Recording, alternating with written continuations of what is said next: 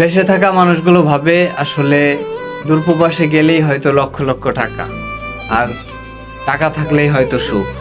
ভাই বিশ্বাস করেন, এই টাকায় কোনো সুখ নাই। আপনি শখ করে এই দূরপ্রবাসে আসবেন মাস শেষে লক্ষ টাকা ইনকাম করার আশায়। এই লক্ষ টাকা ইনকাম করার জন্য আপনাকে কত কিছু যে ত্যাগ করতে হবে আপনি নিজেও জানেন না। নিজের পরিবার, মা বাবা, কাছের বন্ধুগুলো ছাড়া এই দূরপ্রবাসে একাকিত্ব পার করতেছে হাজার হাজার মায়ের সন্তান।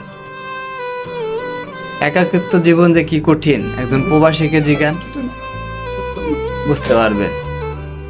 আসলে প্রবাসীদের মনের কথা কেউ শুনে না, বোঝে না।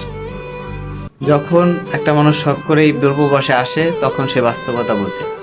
আমিও একটা সময় দেশে থাকতে ভাবতাম প্রবাস কি, গেলেই লক্ষ লক্ষ টাকা ইনকাম করব, বাড়ি পাঠাবো, নিজের শখের জিনিস কিনবো, বিন্দাস লাইফ।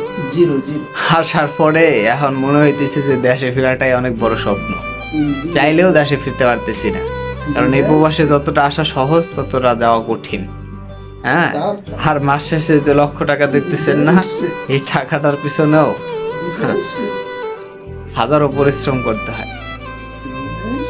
আবার নিজের পরিশ্রমের টাকা মাস শেষে উঠানোর জন্যও প্রতিদিন পায়ের জুতা ক্ষয় করতে হয়। আর সৌদি আরবের যে বর্তমান পরিস্থিতি কি বলবো, কিছু বলার নাই।